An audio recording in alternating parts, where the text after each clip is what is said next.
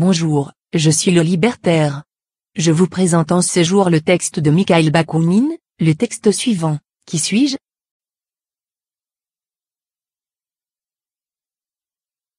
Je ne suis ni un savant, ni un philosophe, ni même un écrivain de métier. J'ai écrit très peu dans ma vie et je ne l'ai jamais fait, pour ainsi dire, qu'à mon corps défendant, et seulement lorsqu'une conviction passionnée me forçait à vaincre ma répugnance instinctive contre toute exhibition de mon propre moi en public. Qui suis-je donc, et qu'est-ce qui me pousse maintenant à publier ce travail? Je suis un chercheur passionné de la vérité et un ennemi non moins acharné des fictions malfaisantes, dont le parti de l'ordre, se représentant officiel, privilégié et intéressé à toutes les turpitudes religieuses, métaphysiques, politiques, juridiques, économiques et sociales, présentes et passées, prétend se servir encore aujourd'hui pour abêtir et asservir le monde. Je suis un amant fanatique de la liberté, la considérant comme l'unique milieu au sein duquel puisse se développer et grandir l'intelligence, la dignité et le bonheur des hommes. Nom de cette liberté toute formelle, octroyée, mesurée et réglementée par l'État, mensonge éternel et qui en réalité ne représente jamais rien que le privilège de quelques-uns fondés sur l'esclavage de tout le monde. Nom de cette liberté individualiste, égoïste, mesquine et fictive, prônée par l'école de Jean-Jacques Rousseau, ainsi que par toutes les autres écoles du libéralisme bourgeois, et qui considère le soi-disant droit de tout le monde, représenté par l'État, comme la limite du droit de chacun, ce qui aboutit nécessairement et toujours à la réduction du droit de chacun à zéro. Non, j'entends la seule liberté qui soit vraiment digne de ce nom, la liberté qui consiste dans le plein développement de toutes les puissances matérielles, intellectuelles et morales qui se trouvent à l'état de faculté latente en chacun, la liberté qui ne reconnaît d'autres restrictions que celles qui nous sont tracées par les lois de notre propre nature,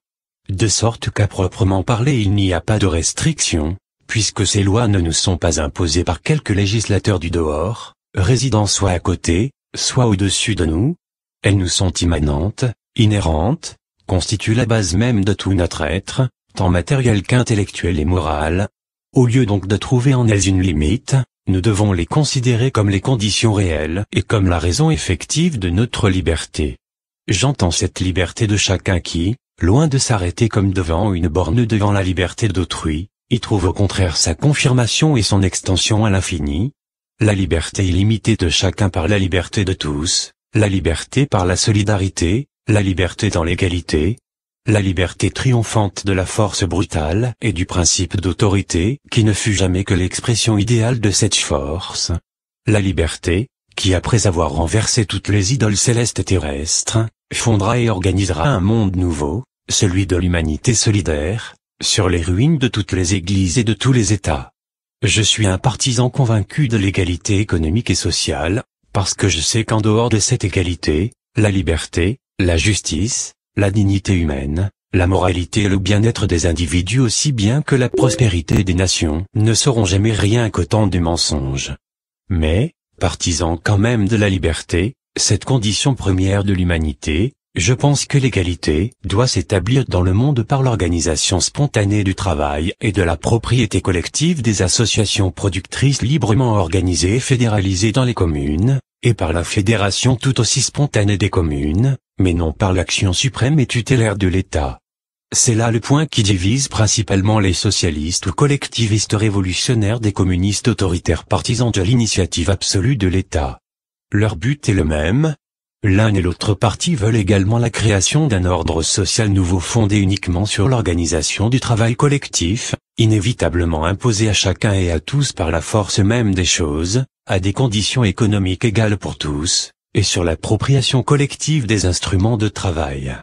Seulement les communistes s'imaginent qu'ils pourront y arriver par le développement et par l'organisation de la puissance politique des classes ouvrières, et principalement du prolétariat des villes, à l'aide du radicalisme bourgeois, tandis que les socialistes révolutionnaires, ennemis de tout alliage et de toute alliance équivoque, pensent, au contraire, qu'ils ne peuvent atteindre ce but que par le développement et par l'organisation de la puissance non politique mais sociale et, par conséquent, antipolitique des masses ouvrières tant des villes que des campagnes, y compris tous les hommes de bonne volonté des classes supérieures qui, rompant avec tout leur passé, voudraient franchement s'adjoindre à eux et accepter intégralement leur programme.